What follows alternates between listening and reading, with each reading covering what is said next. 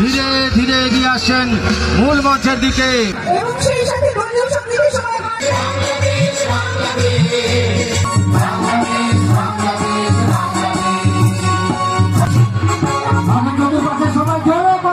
সতীর্থ খেলোয়াড় আশরাফুল নয়, ওখানে সাকিব আবার কিন্তু দিয়েছেন, উঁচু করে হেড করলেন ওখানে সাকিব। সাকিব থেকে সতীর্থ খেলোয়াড় বাড়িয়েছেন ডান প্রান্ত দিয়ে জর্চেস্টা, আবার আনাম। আমরা সবাই ঐক্য হয়ে একসাথে হয়ে আসলে প্রমাণ করছি যে বিগত ফাঁসিবাদের দুর্নীতি এবং ফাঁসিবাদের কালো মেঘটা আসলে চিরবিদায় হয়ে গিয়েছে।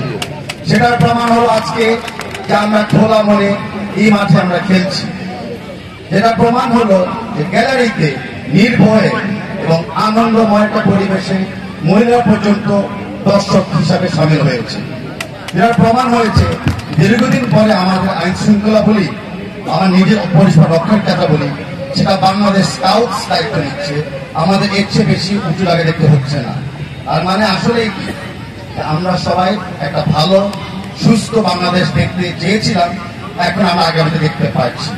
সেটার জন্য নিশ্চয়ই বিশেষ করে আমি একটু জানাচ্ছি আমাদের ভারপ্রাপ্ত চেয়ারম্যান, ভবিষ্যৎ নেতা, তরুণদের অহংকার জনাব তারেক রহমানকে, যে আমাদেরকে বারবার নেতৃত্ব দিচ্ছে, মনে করে দিচ্ছে যে বাংলাদেশ হলো তরুণদের, বাংলাদেশের তরুণদের হাতে তুলে দিলে, তরুণদেরকে বাংলাদেশের রাষ্ট্রীয় ক্ষমতা তুলে দিলেই কিন্তু আগামীতে বাংলাদেশ গড়ে পাবে। সেই লক্ষ্যে বিএনপি বারে বারে সুচেষ্টা করছে একটা সুস্থ অবাধ গণতান্ত্রিক পরিবেশ সৃষ্টি করার জন্য। তার পাশাপাশি আমরা বিশ্বাস করি খেলার উপর, যার স্মৃতির জন্য আজকে আমরা একসাথে হয়েছি, শহীদ প্রেসিডেন্ট রাষ্ট্রপতি জিয়াউর রহমান। উনি সবসময় মনে রাখবেন, উনি সবসময় কিন্তু মাঠে ময়দানের মানুষ শুরু করেছিলেন মুক্তিযোদ্ধা করে, সেটা আসলে মাঠ থেকে মুক্তিযুদ্ধ করেছিলেন, নেতৃত্ব দিয়েছিলেন। উনি রাষ্ট্র পরিচালনার দায়িত্ব পাওয়ার পর থেকে উনি নিজে যায় খাল কেটেছিলেন যেন আমাদের কৃষক এবং প্রান্তিক কৃষককে উপকৃত হয়। উনি আমাদের শিখিয়েছে বহুমুখী গণতন্ত্র। ওনার স্মৃতির জন্য আজকে আমরা এখনো কৃতজ্ঞতা রয়েছি, আমাদের শিক্ষা চলমান রয়েছে। আর আমি বক্তব্য আগে স্মরণ করতে চাই আমাদের এই মাঠের কৃতি সন্তান, আমাদের সকলের হৃদয়ের ভিতরে এখন উপস্থিত আছে আমাদের জনাব মির্জা ফখরুল ইসলাম আলমগীর সাহেব, যিনি বারে বারে নিজের একটা ব্যক্তিগত স্যাক্রিফাইস করে করে আমাদের জন্য সবসময় লড়ে গিয়েছে। উনি শিক্ষক ছিলেন, উনি ক্রীড়াবিদ ছিলেন, উনি রাজনীতিবিদ, বাট মোর ইম্পর্টেন্টলি উনি একটা সাধারণ মানুষ, আমাদের সবারই প্রাণপ্রিয় মানুষ। তাই সবাইকে আমরা ধন্যবাদ জানাচ্ছি। আজকের এই খেলা দুটি আকর্ষণ রয়েছে। একটি হচ্ছে যার নামে এই খেলা, তিনি হচ্ছেন স্বাধীনতার মহান ঘোষক। স্বাধীনতার উষা লগ্নে যিনি প্রথম রিভল্ট করেছিলেন, অস্ত্র হাতে নিয়ে যুদ্ধ করেছিলেন, দেশকে মুক্ত করেছিলেন।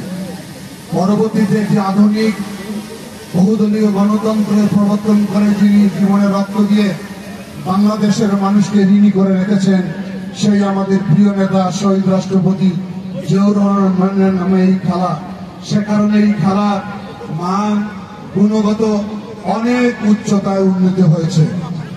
আরেকটি বিশেষ কারণ, সেটি এই বাংলাদেশের চলমান গণতান্ত্রিক আন্দোলনে যিনি সিপাহী সালার হিসাবে সারা বাংলাদেশে টেকনাফ থেকে তেঁতুলিয়া নেতৃত্ব দিয়েছেন, যিনি শুদ্ধাচার, যিনি বুদ্ধিদীপ্ত রাজনৈতিক নেতা হিসাবে, একজন সজ্জন ব্যক্তি হিসাবে সারা বাংলাদেশে পরিচিতি লাভ করেছেন, সেই আমাদের প্রিয় মহাসচিব মির্জা ফখরুল ইসলাম আলমগীরের জন্মস্থান। সুতরাং মির্জা ফখরুল ইসলাম আলমগীর এই ঠাকুরগাঁর মানুষকে যেমন সারা বাংলাদেশের মানুষের কাছে পরিচিতি করে দিয়েছেন, আমরা তার উত্তর অঞ্চলের মানুষ হিসাবে তার জন্য সব সময় গর্ববোধ অনুভব করে থাকি। প্রিয় ঠাকুরগাঁওবাসী, একটি মুক্ত বাংলাদেশ, নতুন বাংলাদেশ, ছাত্র বৈষম্য জনতার গণঅভ্যুত্থানের মধ্য দিয়ে আমরা একটি নতুন বাংলাদেশের স্বপ্ন দেখতে পাচ্ছি। আমাদের আগামী দিনের বাংলাদেশ, তারেক রহমান সারা বাংলাদেশের মানুষকে উদ্বুদ্ধ করার জন্য নেতৃত্ব দিচ্ছেন। উনি আশা ব্যক্ত করেছেন আগামী দিনে একটি বৈষম্যহীন, একটি দুর্নীতিমুক্ত, একটি মানবিক গণতান্ত্রিক বাংলাদেশ করতে চান।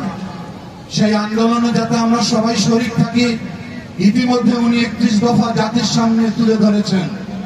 যদি অনেক ষড়যন্ত্র এখনো আমাদের পিছ ছাড়ছে না, সকল ষড়যন্ত্রের বেড়াজাল ছিন্ন করে আগামী দিনের জন্য একটি গণতান্ত্রিক মানবিক বাংলাদেশ করতে পারি, সেই দৃঢ় শপথ যাতে আমরা নিতে পারি। আমি আর কথা বাড়াতে চাই না।